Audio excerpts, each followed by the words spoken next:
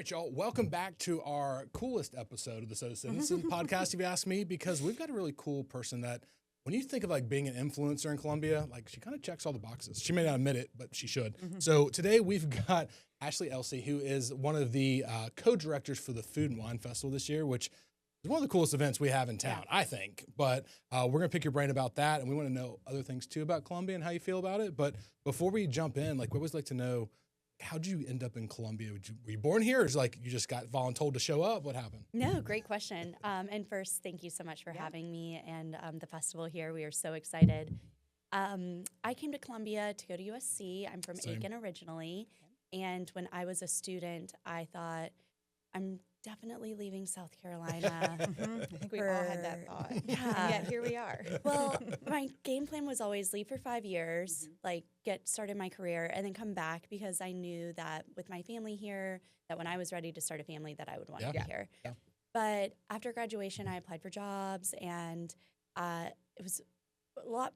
I always encourage students, like it's the first one's really hard. And don't beat yourself up because it just takes time. Right. And I just wasn't really finding anything that I liked, so I went and traveled. Okay. And I go to South America, and I did a little solo backpacking type trip. Good Lord, better you than me.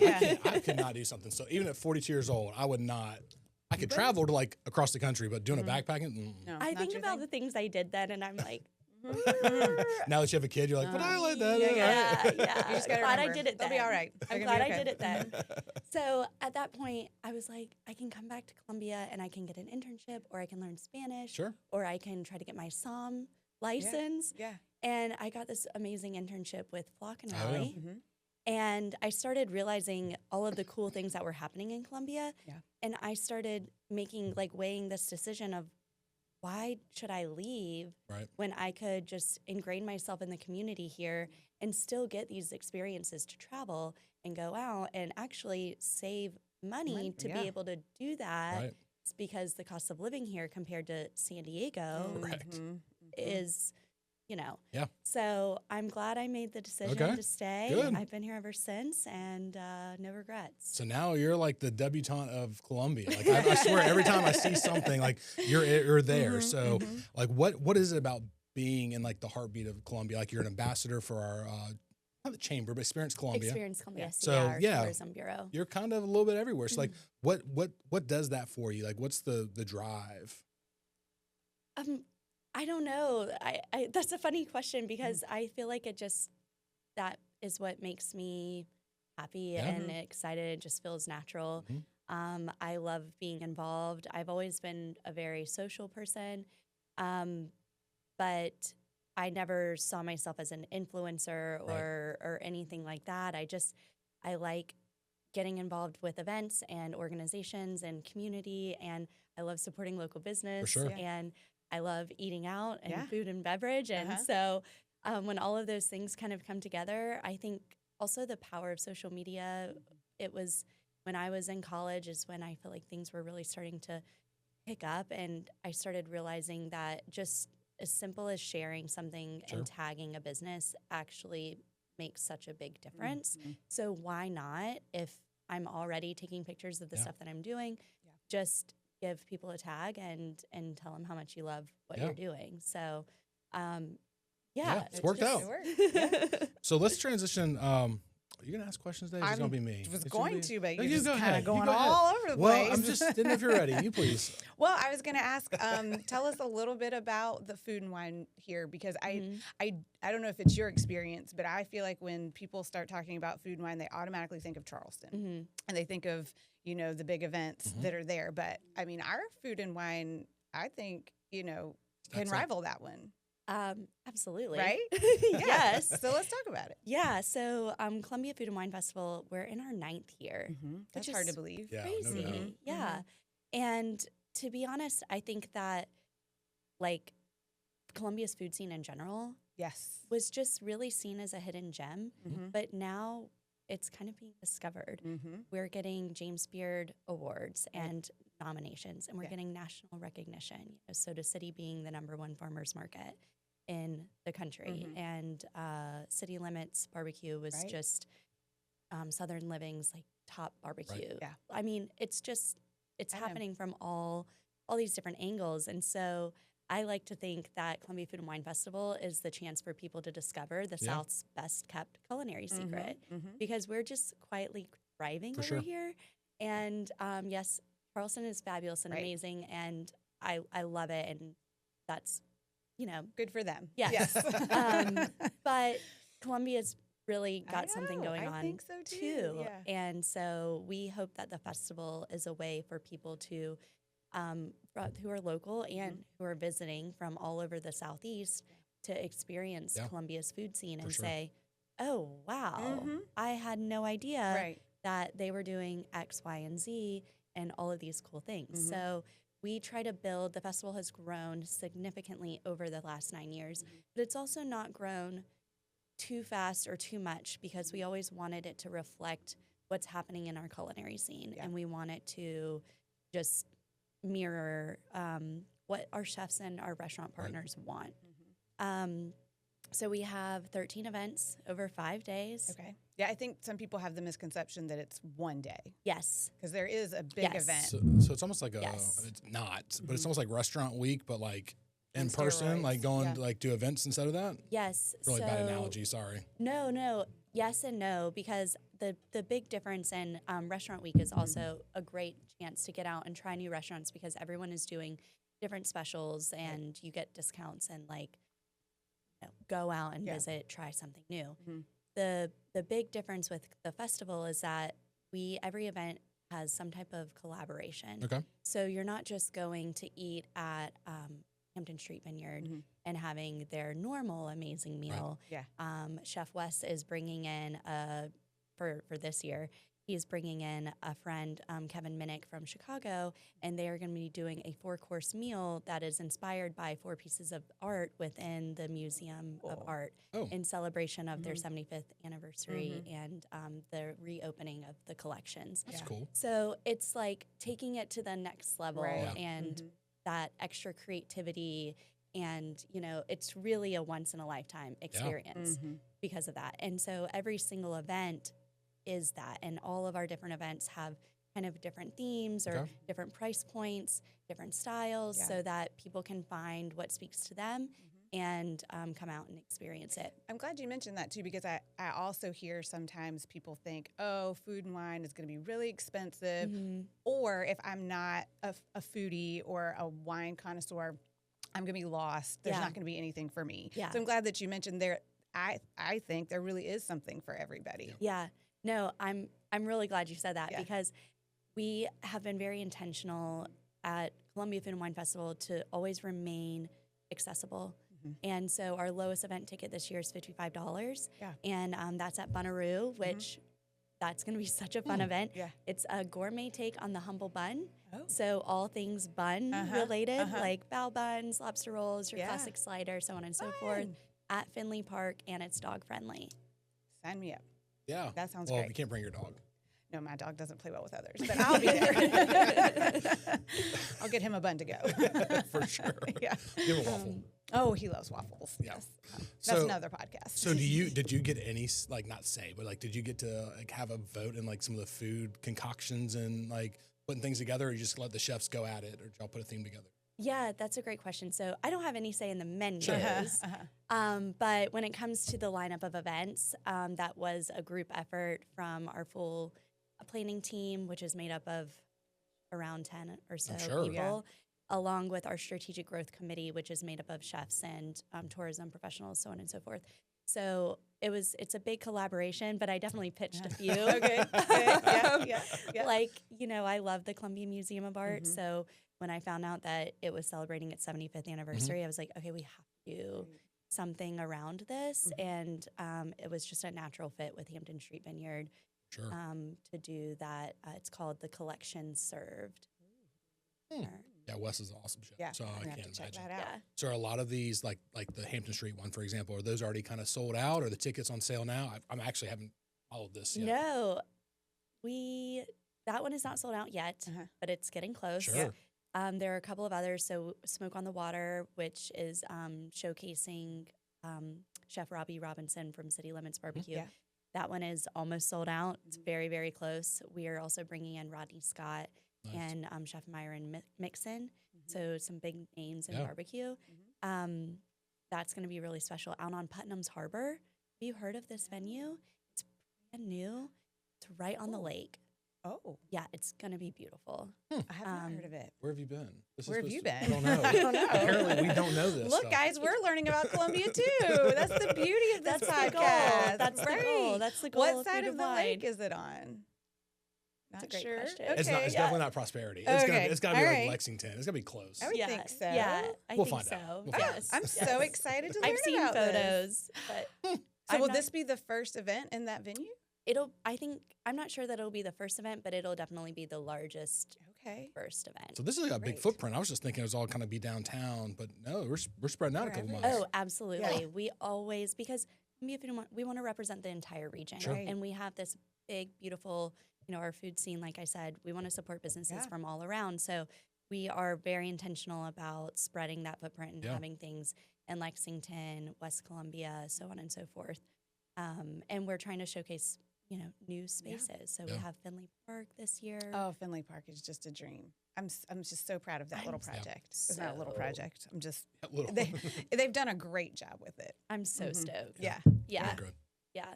All right. So, what are some of the other events that people should check out?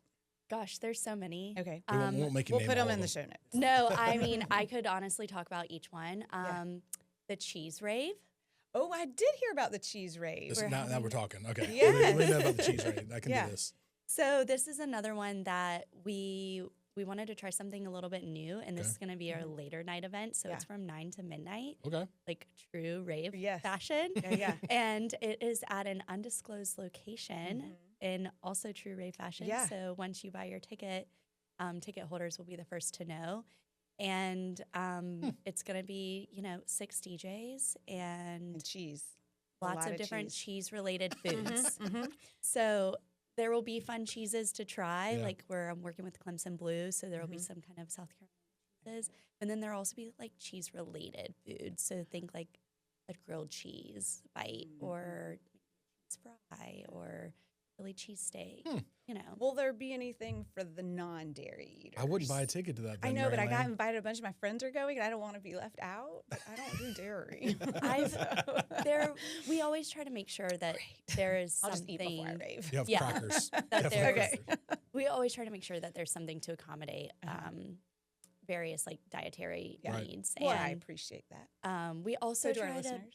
have mocktails Oh, at nice. all of our Yeah. events. So yes, it's food and wine, Mhm. but we Yeah. want to Yeah, it makes sense. welcome everybody. So Yeah. the wine part, we don't even talk about that. Like, is there a special collection, or how's the wine playing into the actual food scene with it? Mhm.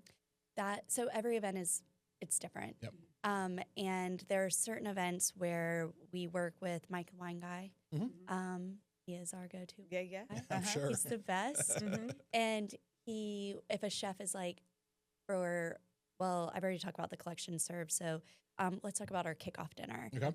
The kickoff dinner is going to be at Hendrix, but it's going through all 4 floors. So it's actually starting downstairs at the new Dorsey Apostico Uh-huh. and moving up to Black Dog, Mhm. then to the Hendrix, and then up to the rooftop for the final course and dessert. Oh wow. But at that event, there are 4 or so chefs coming together for a very special, seated meal. And that will have specific wine pairings. So the chefs will kind of plan out their meal, and then they'll get with Mike, the wine guy, and say, hey, we really want something that pairs well with this type of fish or a beautiful Wagyu steak Yeah. or whatever it is that they're Now we're talking. showcasing. Mhm. Yeah, Mhm. so there are some really, really special wine Wow. experiences kind Yeah. of built in. And then, of course, at the grand tasting on Sunday, which is what the festival is right. known for, Yes. like you were Mhm. saying. And that is one of our goals this year, is to help spread the word that Mhm. the grand tasting is always the festival finale, and that Yeah. will always be there, and that will not change. But there's also all of these other ways Right. that you can experience Yeah. the festival. You have so many wines that you get Sure. to taste Yeah. at the grand tasting, and that's just kind of the joy of walking around with your wine lanyard. Mhm. Yeah. See how many Love times you can fill it those. up. Uh-huh. Yeah. Yeah, responsibly. Yeah, right. No, for sure. I went to Yes. Argentina about a year ago. And so I liked wine. I grew up in the restaurant world, but that's when I started like, oh, now I understand like good wine. I understand how to, sister-in-law took us to all kinds of wineries, if you will. Malbec area. Oh yeah, very much. Yeah, So. I went during my solo. Oh, did you? See, you can travel. do it. I went with like 15 people. It was a little different, and kids. It was not quite the same thing, but no, it was great. So what else, before we move on, I want to talk more about the food scene in Columbia, if you're all right with it. But before we move on, I want to make sure we hit everything on the festival side. Like, what do you think people need to know or get tickets? I mean, we'll put the links down in the show notes, but I guess there's still tickets. It's still time because it's coming up in April 22nd, right? Yes. The 22nd through 26th. Yes. Get your tickets early because I know that Columbia likes to kind of be a last minute town or city, but our events will sell out. Yeah. And we don't want you to miss out. No. So we have to really try to encourage. Like I said, there are a couple of events that are already almost sold out, and that's just going to continue as we get closer and closer. So text your friend group, rally the crew, tell them you can't wait. It's time, like, start planning your outfit now. Right. So that's kind of one of the biggest things. A couple of other things that are exciting for this year. Okay. We did launch a new hospitality scholarship. Oh, cool. Oh, yeah, you're a nonprofit now, right? Yes. Okay, yes. great. And we will be giving 2 USC School of HRSM students that are rising juniors and seniors the CFWF Hospitality Scholarship. And we've had a really fabulous applicants. Sure. Our strategic growth committee is voting currently, and I know it's going to be tough for them to narrow it down. But the coolest thing about this scholarship is that they will join our strategic growth committee next year. Oh, cool. I like So that, we're kind of infusing them into the festival planning process. And I'm an alum of that school, so I'm super excited about Sure. that. Well, I'm really encouraged to hear that because some of the things that have come up on this podcast before is the frustration of we have all this great talent at USC, and then they graduate and they leave. Sure. And like trying to keep that talent here, you know. We could talk about this for 2 more hours. Yeah, but I'm encouraged to hear that, like, oh, great, we're investing in their scholarship, putting them on this team, and hopefully keeping some of this talent here. Yes, talent retention was one of our goals with introducing the scholarship program, and it's something that's really close, near and dear to my heart because I was one of those students that said, I didn't even give Columbia a thought when I was in school. I thought if I land in South Carolina, it'll probably be Charleston. Now, again, Charleston's fabulous, but there was I just had no idea all of the opportunities and cool things that were happening here. And so I have been involved with CORE and a lot of their programming to help address the talent retention issues. So shout out to CORE if you're not already involved or engaged. Crash Course Columbia is a really cool program that is talent retention heavy, as well as Capture Columbia, which is their student initiative. So I can just give them a little bit of a shout out. Absolutely. So when it comes to the restaurant scene, we've already talked about it a little bit, but I'm stealing Mary Lane's question this time. Like, what do you think? What restaurant do you think we're missing? What type of food do you think you're like, we had that would actually crush it? Well, I think that. Well, I'll kind of answer it 2 ways. Okay, yeah. Because I really think, and I think this about kind of Columbia in general, is that we do have a lot of what people would answer in that, people might say, oh, well, I just really wish we had, I'm thinking about more general Columbia, like better outdoor stuff. And then I'm like, well, do you know that Congaree National Park is like the only or the closest national park to a city center, and it's just 20 minutes down the road? So I think that oftentimes people are like, man, I wish this, or I'm really into that, and there's nothing to do.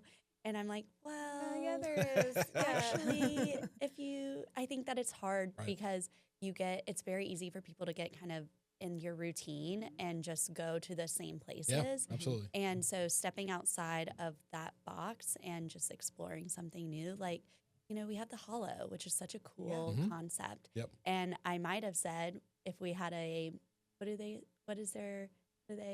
call it? Oh, it's Wild Game. Yeah, like forest to table.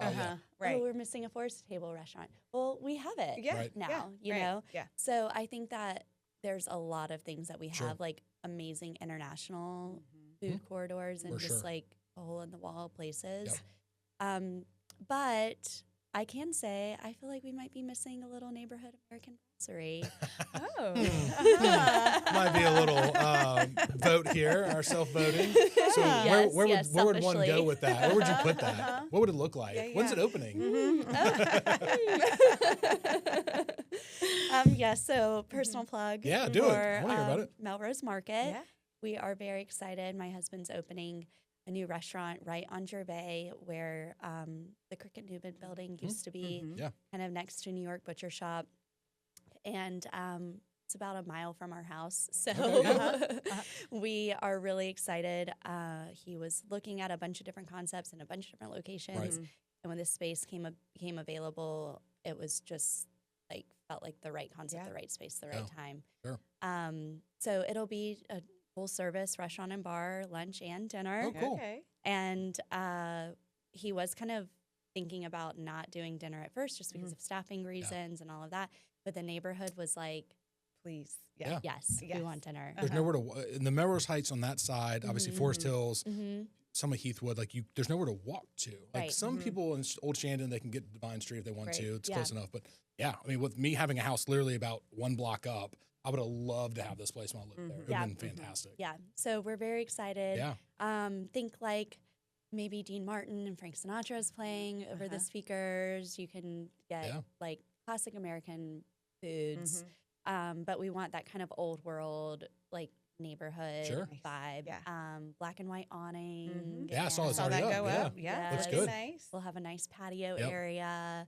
And there will be kind of a little lounge in the front part and a very small retail, just a couple of things that you can buy. So that there's your like market side of it, but it's really full service restaurant and bar. It'll have and a parking. nice, right? Yes, so exciting.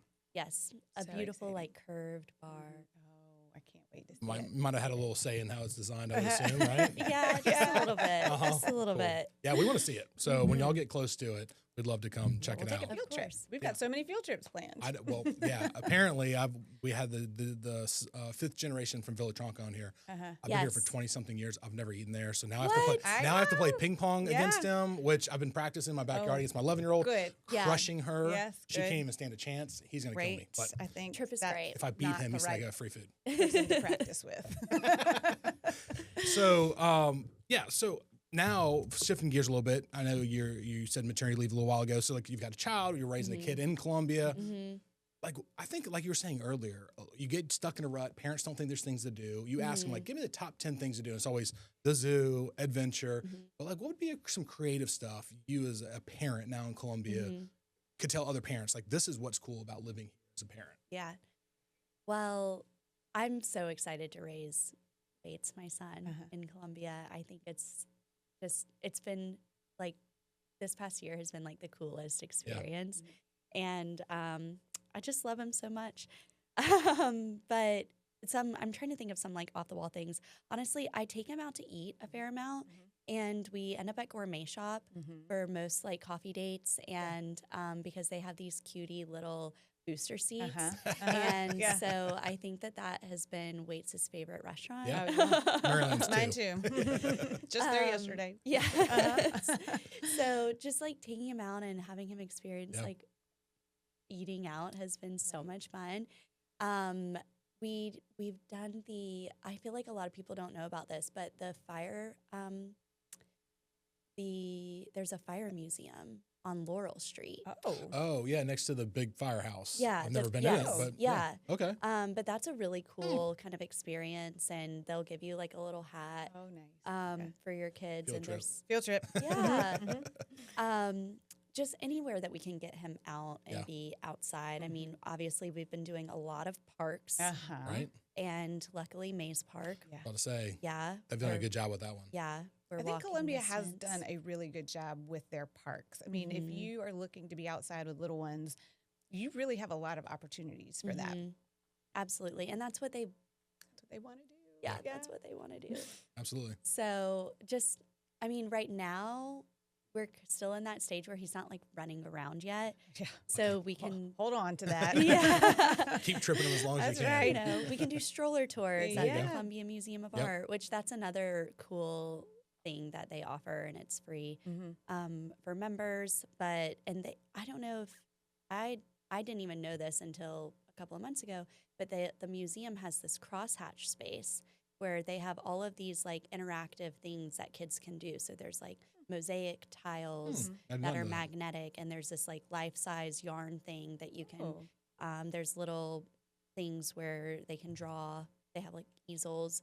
So there's all of these little interactive things right there. Well, now we know why you're an ambassador, because you've literally just taught us like 10 things a day that we live in and we don't know about. Yeah. Well, my kids are older, so I'm not sure they would. What are high school kids doing these days? Not playing with mosaic tiles in the museum. Not doing that. No. Nope. Okay. Other things. Yeah, I'm not ready Different for podcast. I'm not ready for all of that.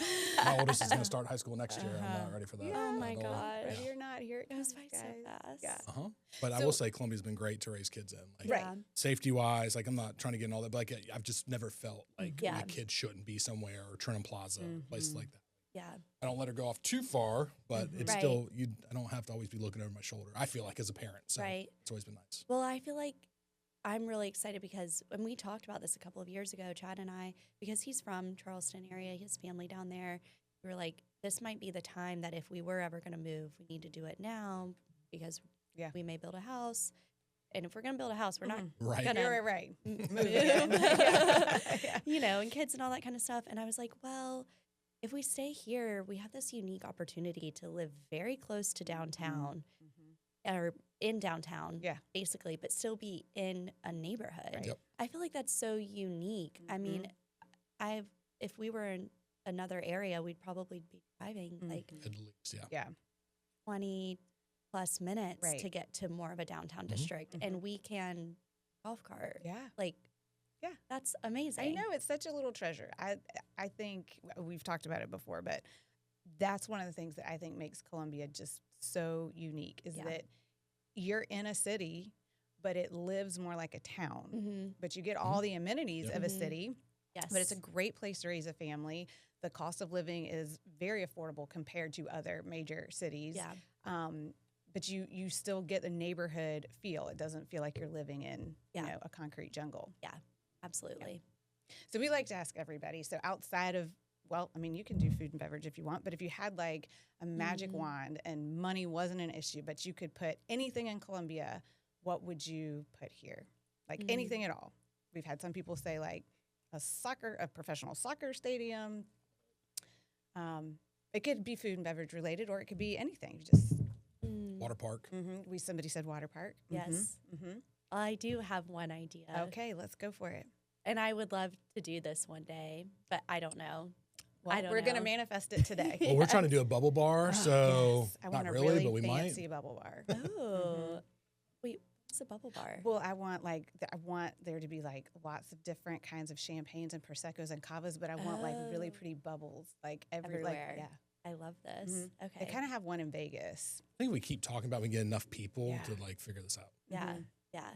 Okay, so the thing that I would love to do, it's big picture dream. Let's do it. Is a huge, like, full service spa.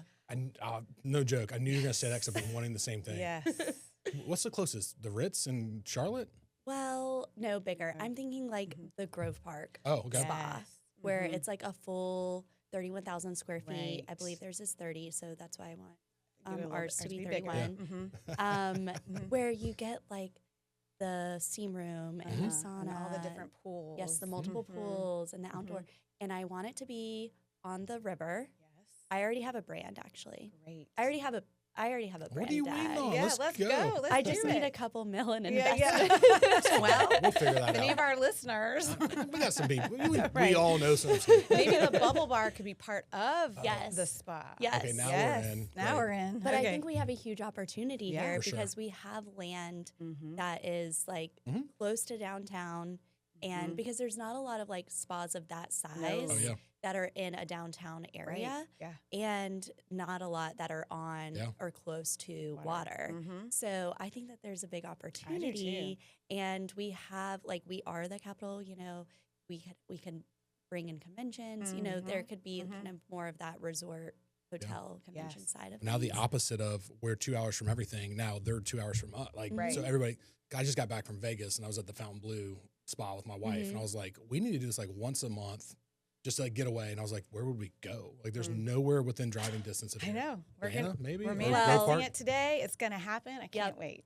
I would love. Yeah. I would love. I think that would be an excellent addition to our city. Okay, well, there's our other revenue stream. There you go. There you go. Yeah. Well, this was really fun. No, thank you so much for taking the time to be with us today.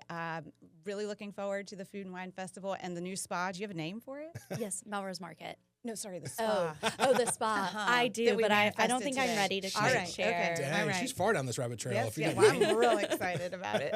But no, it was a pleasure talking with you today, and we hope everybody will buy tickets to the Food and Wine Festival. And thanks all you're doing for Columbia as well. You're a great ambassador for it. Thank So you. thanks for putting those news out there for us. Really appreciate it. We'll see you guys at Columbia Food and Wine. Yes, can't wait.